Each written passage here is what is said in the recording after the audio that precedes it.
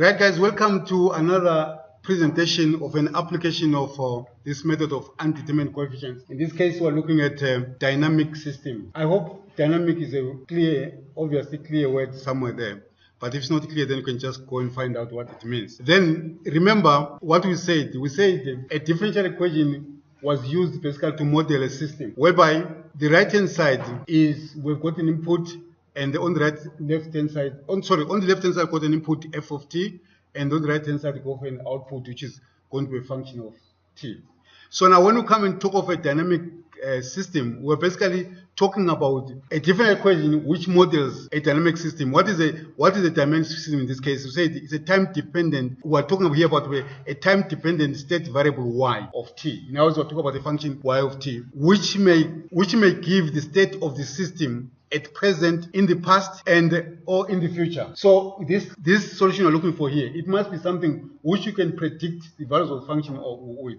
Or we can also look at what maybe happened in the past. And then the next thing, that's dynamic system will consist of what? A mathematical model, in this case, which is a differential equation. And then we should also have what we call prescribed conditions at a given time t. Normally, given time t, the easiest and the obvious time we can think of is the initial time at time t equal to 0. When we start counting from there, they say, well, we've got an experiment. We start counting from the time we observed and go onwards. That's the thing. So this t0 could be just saying t equal to 0. But when I'm saying t0, I'm not saying t is equal to 0. I'm just saying at a particular value of time t. In this case, I name it t0. I hope that is clear. And then there is the situation. So what would you have? Would you have, in this case, we've got a second order differential equation here, which would be basically describing that system there.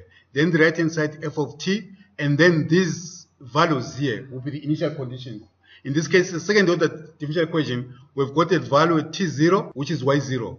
And then we've got the value of the derivative at t0, which we call it y1. So basically the message for this kind of differential equations with applications, we must have initial conditions for the function itself and for the derivative altogether. And normally what would happen, if we're talking about a function which describes motion, the value of the function maybe will give us what maybe the displacement of that particle we're looking at. And the first derivative will give us the velocity of that particle which is moving, if we're dealing with the equations of motion altogether. And then f of t, in this case, you can say is an input, is an external force. Like for example, if like I'm saying, we're going to deal with this spring mass kind of thing. If you hang some mass onto a spring, what's going to happen? You can push that thing, then you stretch the spring, or you can push it up, compress the spring. Then you sort of generate some motion in that kind of situation. And then yt, basically the solution would be called the system response, or simply the output. That's what we have there. And then the next thing will be, when we look at the solution to this, but don't think about that a lot now. When we get an example of this solution to this differential equation, by the end of this presentation, we must understand what we mean by a transient state of a solution. And also, we must also understand what we mean by a steady state solution. I'll show you that, we'll explain that briefly altogether. So then let's move. Here is a spring mass system. If you look at this part here, this spring here is the same spring which is there, is the same spring which is there, is the same spring there. But there, we're looking at a spring without any mass hanging to it. And here, we're looking at a spring with some mass, this blue body here, hanging on that. Obviously, it will stretch the spring, and it will maybe vibrate for some time and stabilize there, and it just maybe be steady without any motion. And we say that body is at what? Is at position of equilibrium. But if we pull it and displace this much distance from the position of equilibrium, then what's going to happen? The spring is going to start moving up and down like this. And then as this, we find that this displacement becomes a function of time. So like we had previously, y a function of time. Now here we're going to be looking at x as a function of time. In other words, our x measures the displacement. At position of equilibrium, there's no displacement, x is equal to 0. Am I making myself clear? Sorry? Okay. So that's the situation now. Let's go further deep into this thing and see what we can see here. Obviously, guys, I'm assuming that I'm talking to we've got elements of mechanics from physics at school. You must understand what mass can do if you hang into the spring, all those things. There must be a relatively obvious things to everybody here. If they're not, then you can just go and revise that. And then the next thing, this is what is involved here. I'm breaking down this situation. I'm breaking down to small pieces. I'm doing what we normally call analysis. What is involved here? If I focus on the body hanging on that thing, obvious, we have a natural force of gravity, of what we call gravitational acceleration. We've got that. That's denoted by G. And next thing, we've got the mass of the body, and also we've got the amount of the stretch of the spring. For that spring, you saw that when there was nothing on the spring was hanging up there. And then when we push the spring, it stretches to a certain position where we set the position of equilibrium. So all those things we must have. We also have got K, a constant which characterizes the spring. Every spring, guys, has got a constant which characterizes it.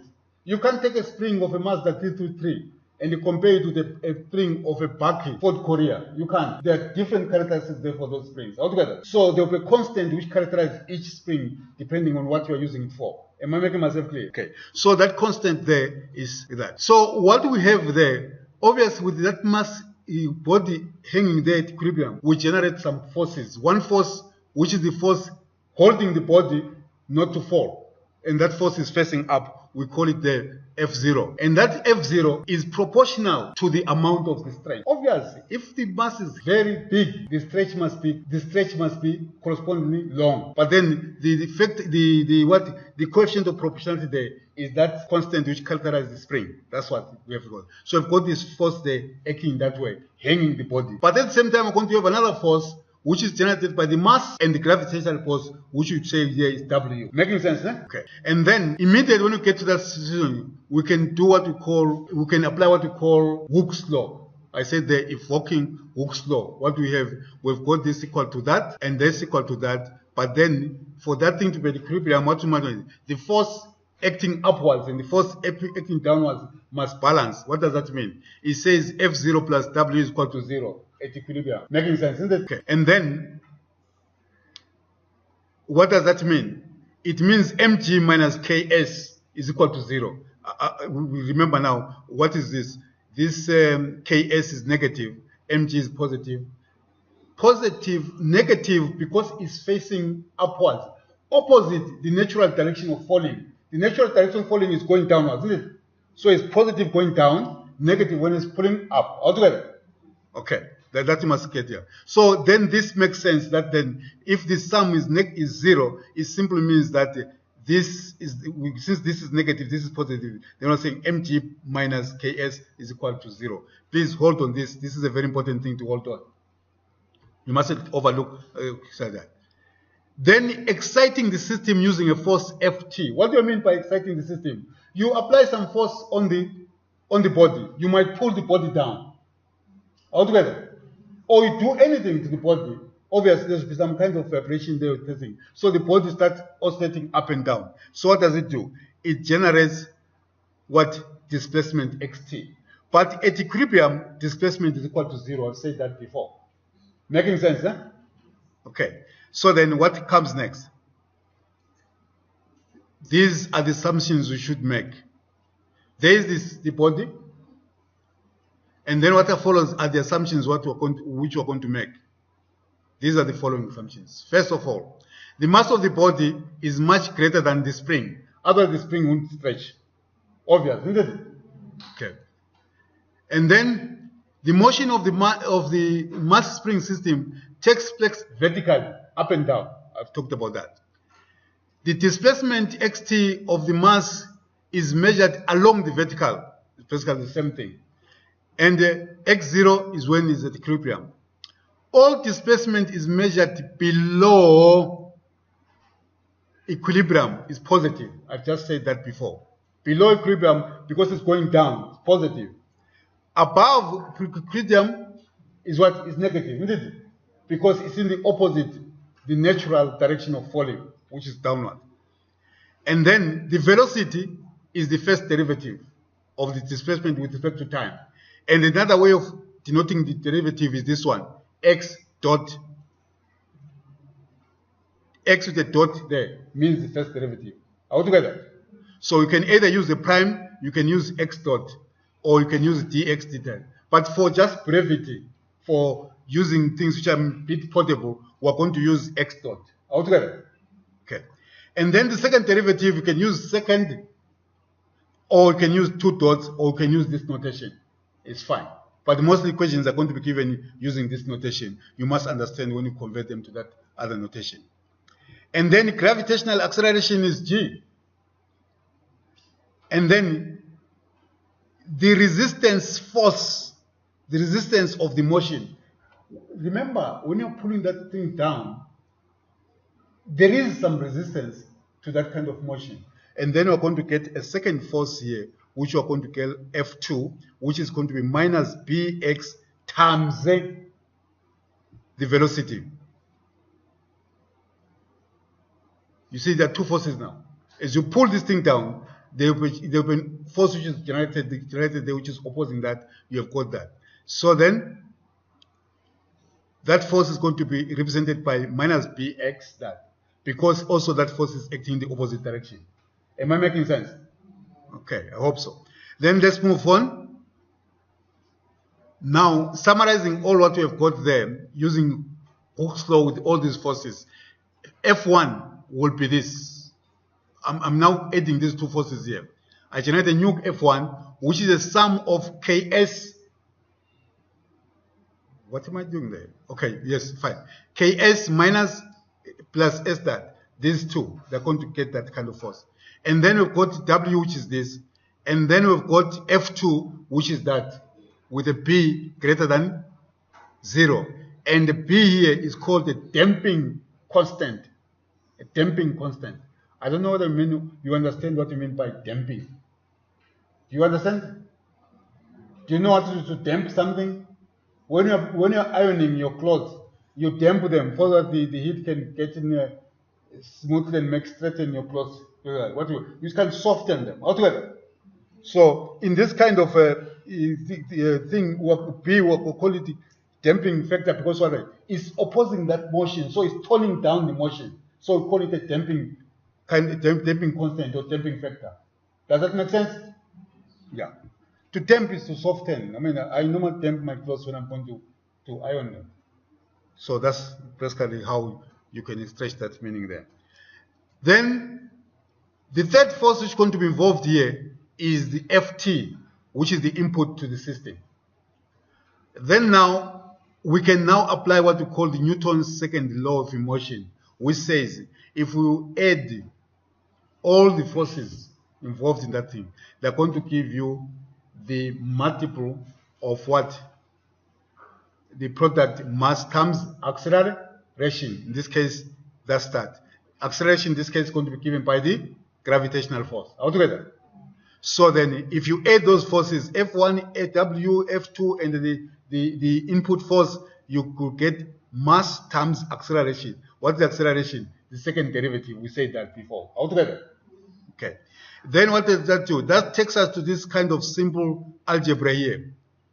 We're adding all those things and factorizing and all those things. We get this kind of thing. If you check in this case, if you remove brackets and everything, you will see definitely you're going to get a term like this. And this term is equal to 0. From observation, I said before, don't lose sight of this thing. When it's equal to 0, you then come to this. And this is nothing other than a second order differential equation, which says d2x dt2 plus b with an m here, sorry. M, your what? Your mass.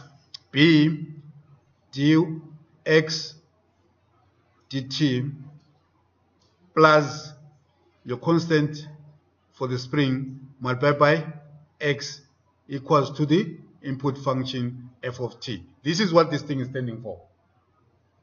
I'm just replacing back because I said this is a continued second derivative, this is the first derivative, and then this is the displacement. Am I making myself clear, guys? Okay. So then, if that is clear, where does that take us to? The other things you mustn't overlook or lose sight of is that the initial conditions. When I say x at 0, I mean the initial displacement. And when I say first derivative at 0, I mean the initial velocity. We mentioned that above. Are we together? Okay. So guys, now we are simple saying this kind of a system lands as well at a second order differential equation, which by now we know how to solve non-homogeneous and the homogeneous second order differential equations. Where does this take us to? We know the general solution will look like this. Are we there? And then we know first of all, to get this general solution, what we must do, we must first of all set the system to homogeneous. And after that, set up the characteristic equation. Check what I'm doing here. For our characteristic equation, we're always using M. But we already got M in this equation. We're talking about M standing for mass.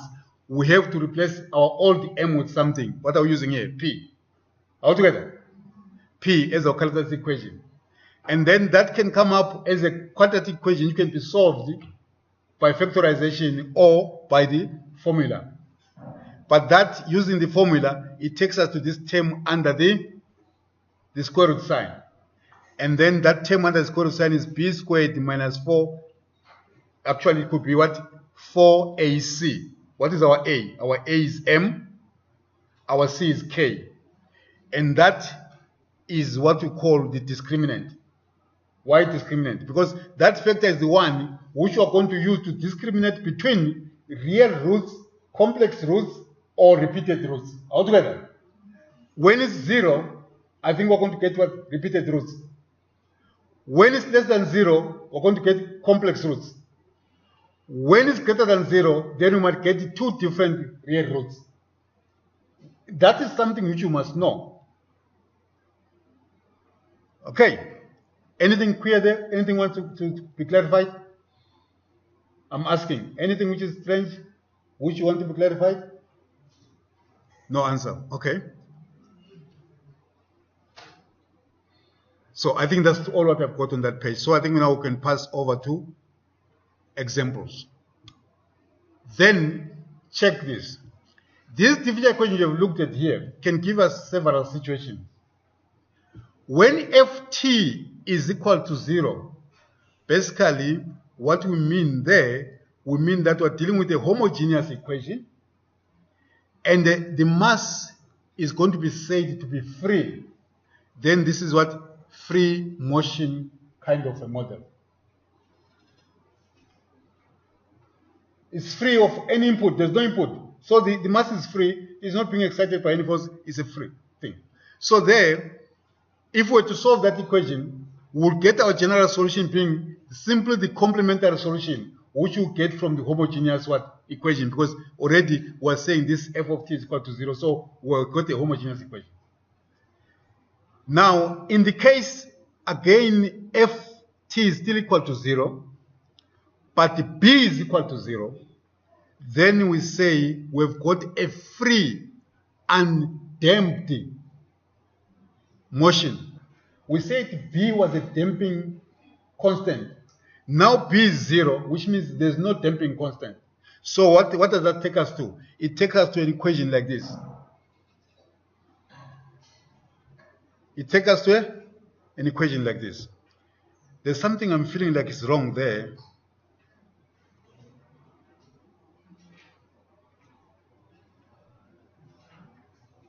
Yeah, I think there's something wrong here. But don't worry, I think I need to change it. No, it's fine. It's fine. Right. So let's do this now. This is an example, we must solve it. Let's start solving it. What do we do? Set up our characteristic equation first. Solution. Our characteristic equation is m squared. No, not mp. Sorry. Remember we said we're going to leave m now. We're going to have p squared plus 4. Yes, there's something wrong. Now I realize there's something wrong. But don't worry, I'll tell you now what's wrong. It's not a train smash.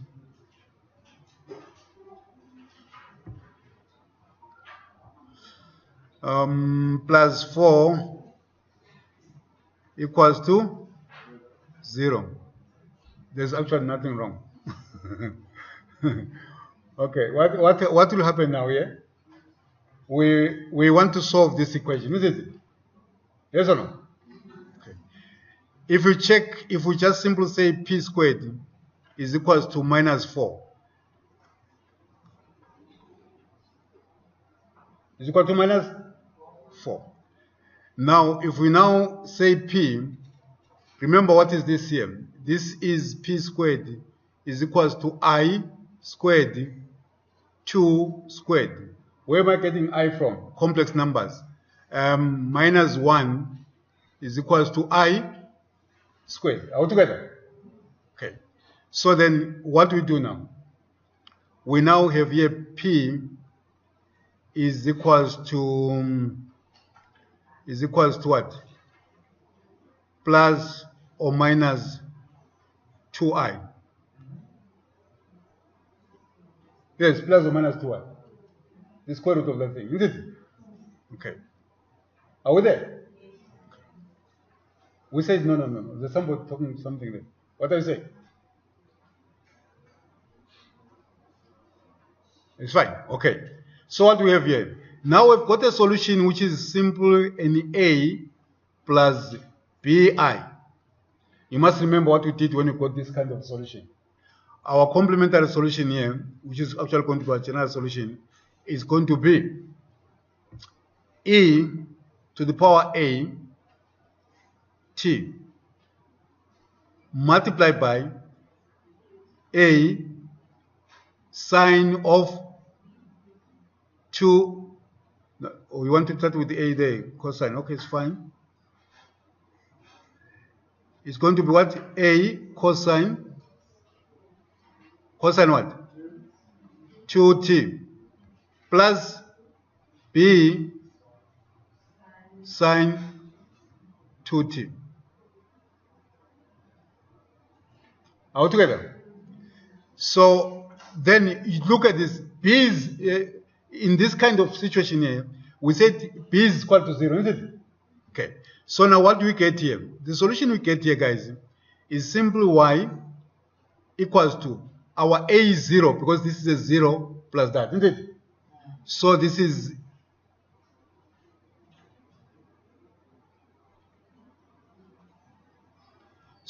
simple an a cosine 2t plus b sine 2t.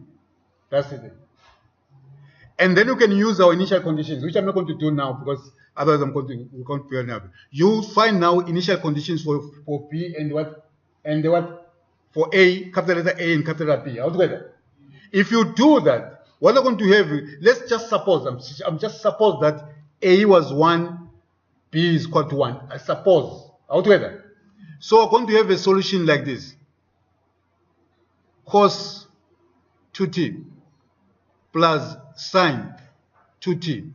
Guys, this motion will continue from t equal to 0 until probably universal goodness comes back again.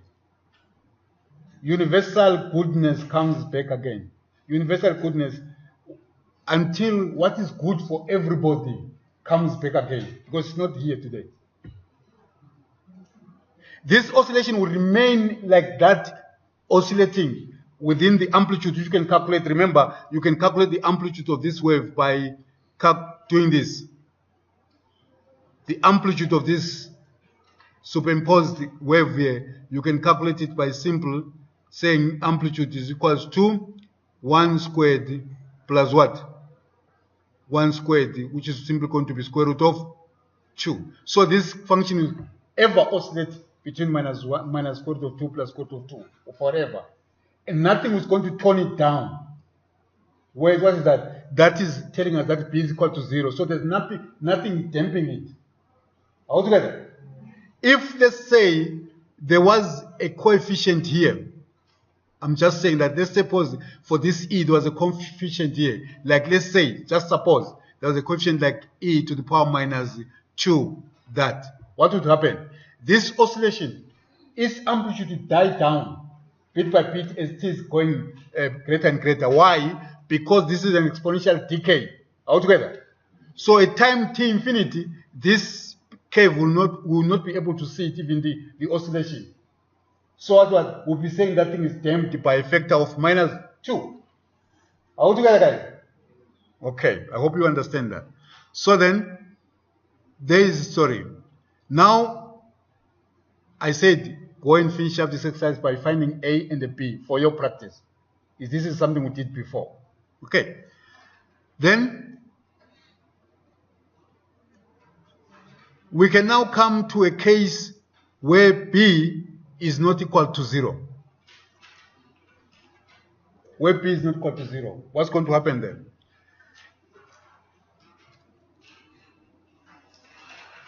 We start exactly at the characteristic equation. What's the characteristic equation? It's going to be P squared plus 3P plus 2 equals to 0. Fortunately, it can be factorized as P plus 2, P plus 1 equals to 0, where therefore P is equal to -2 and the P or P is equal to -1. And then our complementary solution here, which is our general solution, is going to be YT, which is going to be a C1 e to the power -2 plus C2 e to the power minus that. Are we together?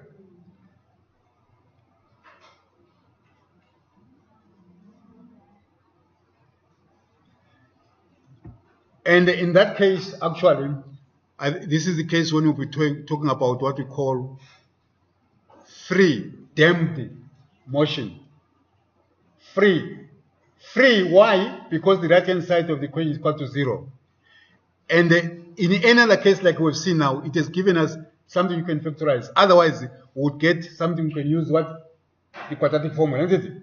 And then we've got all these situations giving you different situations. All together. And then, this is exactly the thing which I've said there. I actually solved it too early. I should have shown you that slide first, but it doesn't matter. What is the situation here? This is P squared plus 3P plus what? Plus 2 equal to 0. We got our complementary solution as C1 e to the power -2t plus C2 e to the power -t. See what it says there? It says it's over damped. This is a question which is what? Over damped. What's going to happen here? Check that as our t is approaching time infinity. This is a decay. This is a decay. What's going to happen? Our solution, the complementary solution, will simply approach 0. So in other words, that motion, whichever way you start to disperse it, it will go oscillating, but eventually it will die down to almost nothing altogether. And then we say it is what? Over damped. Altogether. Okay. At that point, actually, somebody must ask something here. What if these solutions were coming up with P equals to 3 and then maybe P equals to 2? What would happen? These exponentials will be positive, isn't it? Yes or no? So what would you have? You will have some tremendous exponential growth, whose amplitude or the levels will go to infinity. There's no time, there's no system in real life which output signals or functions which got infinite amplitude. That is not normal. Maybe the way we just maybe approximate something like that is when we want to cause an explosion. But still the explosion will go to a certain amount of force to break whatever you're breaking apart, whether it's a building or it's a rock under a mine. Altogether, that's the thing. But otherwise, for this kind of situation, you don't spread that thing, because if that motion would increase exponential, what it do? The spring will break into pieces. Then what happens? You have just created a model which is unstable. Just imagine this building was shaken by something, by force, maybe a tremor from Rustenburg. As usual, they come from Rustenburg and come this side. And this body is shaken just by that tremor. And then it continues shaking in amplitudes which are increasing. What will happen? The building will fall down. And then what happened? The builders have created what? An unstable system. Like the bridge which fell over the people on M1 around Santon. That was wrong mathematics used to design an unstable system, constructing bridges where there are no rivers, which end up falling on people. Bridges where there are no rivers, ending up falling on people, using wrong mathematics. So it's dangerous. Mathematics is dangerous. It can be dangerous if it's not used properly. Okay, so that's that. Then the next situation, I think, is the underdamped. The underdamped situation. What is the underdamped situation? In this case, we've got this discriminant equal to 0. This discriminant equal to 0. The discriminant is equals to 0. So what we have here, basically, you consider this discriminant equal to 0. That one is still 0 because we're still looking at those free ones without an input. So this f of t is equal to 0 here. This f is equal to 0. So what we do is something of the following. You cast here a characteristic equation, and then here the characteristic equation will be p squared plus 2p plus 2p plus 1 equals to 0. This gives us a p plus 1 all squared equals to 0. We say is p is equal to minus 1 twice. And already here is suggested, because we've seen this thing before, it suggested what is the nature of the solution. So we got that. Then our x complementary here. I hope I didn't use y in the previous example here. Did I use y? Yes. This is supposed to be an x. Yeah, this is supposed to be an x. That was my mistake there. Sorry for that. Please, you mustn't do that mistake. If the function is given in terms of x and t, so get a function of t and so on. All together. So then here, again, it's an x of t. This is going to be c0 plus c1 t e to the power minus t. So what did I say here? This one is got critically damped motion. All together. The critical damped motion. We've got something. Again here, if you look at this, this solution will tend to 0 as t going to infinity, isn't it? As t is approaching infinity, this xt also will approach 0. But obviously at a different rate as compared to the other one. Altogether. Because what will happen to this one? This line here. Remember, this line is also going to infinity, isn't it? The line on its own will go this way, and then it's damped down by this damping factor here. Altogether.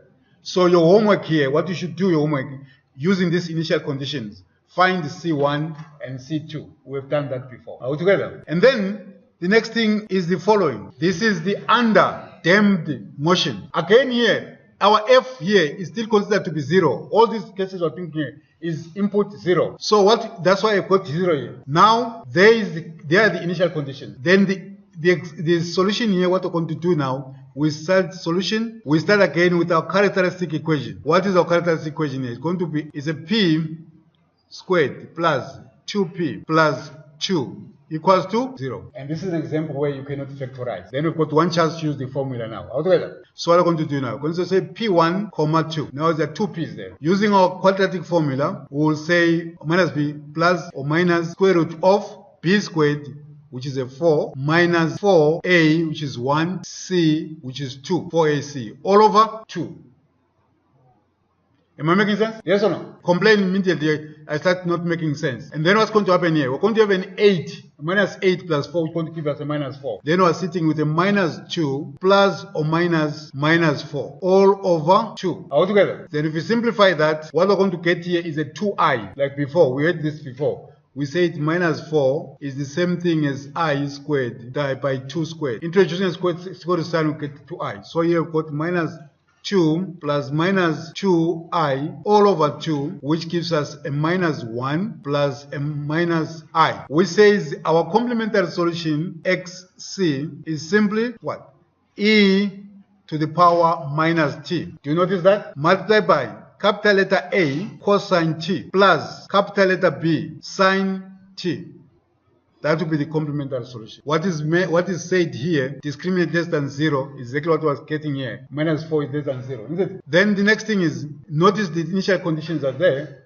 we are going to use them to find the A and the B. And this kind of situation is the one which is described as under-damped motion. Questions? Nothing. Guys, please ask questions. Listen, my voice might be frightening and doing all sorts of funny things because it is naturally bad voice, but I don't bite. Ask questions. Now, totally different thing.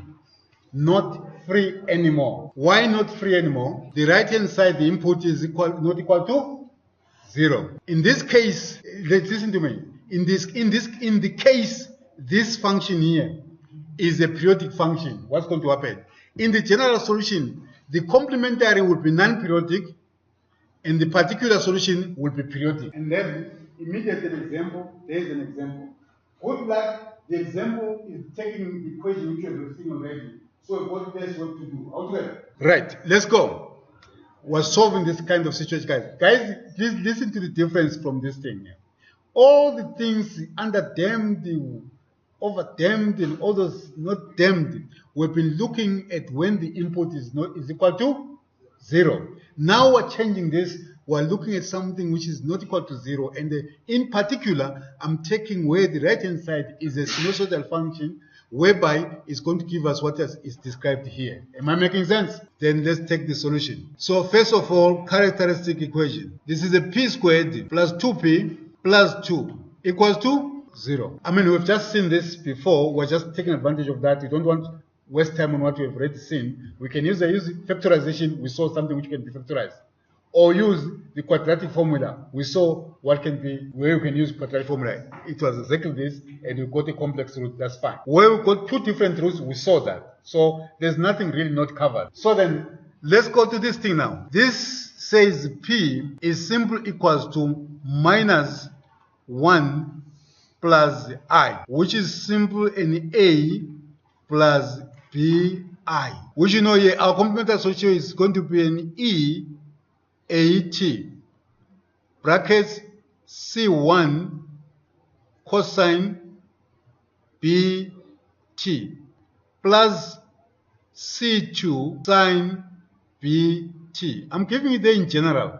So that then you can see how do I apply this here. How do I do that? So applying that here, we have here complementary solution being equals to e to the power minus t brackets C1 cos t plus C2 sine t close bracket. That's the complementary solution. But I'm not yet at the general solution. To get to the general solution, then I have here trial solution. Trial solution. So is the solution which I suggest as a particular solution, suggest based on what? On the right hand side of the equation. Altogether. So I see that this right hand side is what? Is a sinusoidal function. Then I expect my output to be a sinusoidal function or a transformed sinusoidal function. So in this case, our xp will be an a cos t, because we said we must keep the same angular velocity altogether, plus b sine t, keeping the same angular velocity. So now what do we have here? We have the first derivative, the second derivative, that's all altogether. So what I'm going to do now, I'm going to find this first derivative. What's the first derivative here? It's going to be x particular solution at t, which is going to be, what's the derivative of cosine? Minus sine plus b cosine t. And then the second derivative is the derivative of this sine, which is cosine. I'm going to get minus a cosine t minus b sine t. That's what I've got here. But now I must form this kind of a situation. Yes or no? The right hand side here, I must form the right hand side. What do I need? I need the solution as it is. There it is. It is 2a cosine t plus 2b sine t. Do you agree? Then I need 2 times the derivative. Now check what I'm going to do here. I've got cosines here. I've got sines here. Cosines this side. And sines this side. I'm going to put tens under tens. Units under units. Hundreds under hundreds. So that I can add like terms. Am I making sense? So now as I multiply this by 2, I'll put here 2b cosine t. And here minus 2 A sine t. Guys, that is me, because I know I'm naturally disorganized, so I'm trying to minimize my disorganization by writing these things in an organized way so I don't get myself confused, because I can be easily confused like any other human being. Next thing is this one. I write a minus A. This is not multiplied by anything here. Do you see that? Minus A cos t minus B sine t. Then I do some algebraic addition there. Those things are being added all over the show. That was better. So I've got a minus sign there. And I'll respect the signs of the coefficient. So if I add here 2A plus minus A, I'll get A. If you don't understand that, shout. And the B plus no term B, I'll get just 2B. And that is the coefficient of what? Of cosine t. Yes or no? Plus 2B plus minus B. I'll get a B, a plus B. And the minus 2A plus no term of A, I'll get a minus 2A. This in brackets is a coefficient of sine t. And this is equals to 1 times cosine t. Under normal circumstances, I won't write this way. I'm trying to make something obvious. Yes or no? Plus 0 sine t. If you are confused, tell me. These two things are said to be equal. Yes or no? Okay. If two things are equal, it simply means the corresponding parts are equal altogether. But in mathematics, you don't say that. We say we're going to use here the principle of comparing coefficients. Just simple principle of comparing coefficients. If I want to go further here, my unknowns are A and the B. In order to get A and the B, I'm talking about capital letter A and capital letter B. In order to get those letters there, I must just apply the principle of comparing coefficients, which will take me here. A plus 2B equals to something. Minus 2A plus B equals to something. This is equation 1. This is equation 2. Immediately, we are back to maths 1, matrices, Cramer's rule, method of elimination, Gauss elimination, matrix inversion. I don't care how you solve this equation. It's all those things I'm saying. They have something to do with solving this equation. The first equation here, what is it? Equals to what? 1. The second equation, 0. I'm going to use Cramer's rule. Don't ask me what is Cramer's rule. If you ask me, I'm going to advise you to go and revise it in maths 1. But I'm going to revise it as I'm doing it. You must recall what's happening here. I'm looking for A in the first column of coefficients here. I'm looking for A in the first column. What am I going to do? I'm going to replace this by 1 and a 0. Those are the coefficients of A there in the first column. And in the denominator, I'm going to have 1 and the minus 2. That is, those are the coefficients of A. These are the coefficients of A. They don't appear in the numerator. What appears in the numerator? The right-hand side of the system. And then 2, 1. These are the coefficients of what? Of B. I'm not looking for B.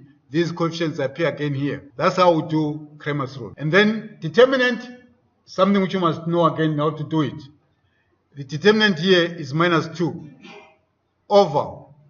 The determinant here is 1 plus 4, 5. So our A is equal to minus 2 over 5. Then B is exactly the kind of the same thing. And I know the fact that the denominator is a common denominator. So I'm not going to calculate this thing. I'm going to plug it there. Altogether. Okay. So the common denominator is exactly this one. I'm now looking for B. The coefficient of B are not going to come back here. So I'm going to have here 1, 0. And then this side, I'm not looking for A. The coefficient of A are going to come back here, which is 1 minus 2. And then this is equals to 0 minus 2. That is 2 over 5. What is that? Those are the coefficients here and there. Therefore, our particular integral function of t is simply A, which is minus 2 over 5 cosine t plus 2 over 5 sine t. All together. Okay. Then now, the final solution now is the following. X general solution now is going to be equals to e to the power minus t brackets c1 cosine t. I hope you remember, isn't it? Plus C2 sine t plus the particular solution, which is what? Which I can write here 2 over 5 brackets minus cosine t plus sine t. This is a general solution. There are still things to determine here. C1 and C2. I'm sorry I'm not going to do it with you. I'm going to leave it with you to do that. The initial conditions are given here. Initial velocity, 0. Initial displacement, 1. Units here, don't worry about units. Could be millimeters, could be meters, whatever, but don't worry about units here. We're not worried about units here. Don't worry about units for now. So we get that thing there. Then I said, when I talked about this thing at the beginning, I said, by the end of this presentation, you must later understand what is a steady state solution, what is a transient state. Did I say that? Do you remember? Do you remember? So now we're at the point to know what is a transient state, what is a steady solution. Now, if you look at this solution here, you must see that as t is passing by in an unlimited way towards infinity, what's going to happen? As t is passing by, we're talking about the limit, hoping that people understand what you mean by limit. The limit as t is going to infinity of this xg, what's going to happen here? As t is going to infinity in the xg here, this is an exponential decay. It's going to go down, down, approach 0. In other words, at big values of t, this is insignificant. By saying it's insignificant, I'm saying we can ignore it. But this sinusoidal function will continue doing its usual thing from the beginning. You can write it as one function. You can go and check how you can write this as a cos function, or you can also check how you can write this as a sine function to give you a new amplitude, which I showed you how you calculate it. And then if it's a cos, it will be a cos of something here plus some phase here, which you can calculate. I'm just mentioning that. If you are struggling with that, I can refer you to a book called Modern Engineering Mathematics by somebody called Gillian James. I think it's G-L-Y James. That's the book you normally use to teach mathematics. There's a formula there which will show you exactly how to, but that's not what I'm looking at now. What I'm looking at now is what happens as t is passing to time infinity. This term is going to be negligible, otherwise it's going to tend to 0.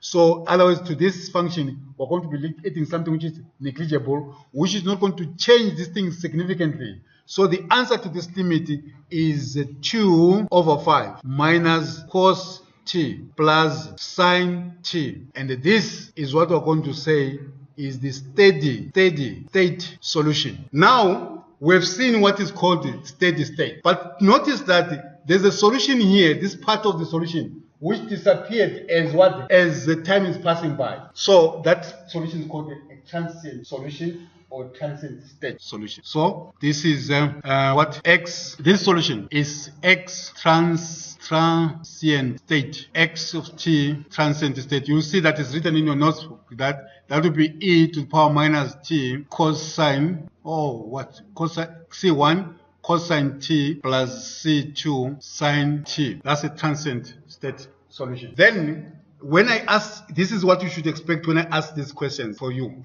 That's what to expect. I can ask you to use that. For example, I've done. Please check there. There is a miscalculation there. This is 1 minus 0. So this value there is a wrong one. Then it's 1 over 5. So as you complete your homework, you must notice that you must work with 1 over 5 here. Isn't it? So now what happens now? This is what is going to happen now. The common factor is going to be 1 over 5 altogether. That's the value of a there. Yes, 1 over 5. And then there you are going to have with minus 1. And then here you're going to have a 2 altogether. Yeah, please correct that and then work with the right thing there. But it doesn't change all the conceptual things I talked about, the steady state and whatever altogether. Yeah, so don't get confused there. So 1 over 5 and the 2 there. Okay, thank you for that correction. And obvious, what does it tell you? It tells you that anybody can make a mistake. I can make a mistake, you can make a mistake. But the important thing is you must be able to understand your mistake when you get aware of it. At this point, guys, I would like to say thank you for listening. My name is Charles Wells Sipa.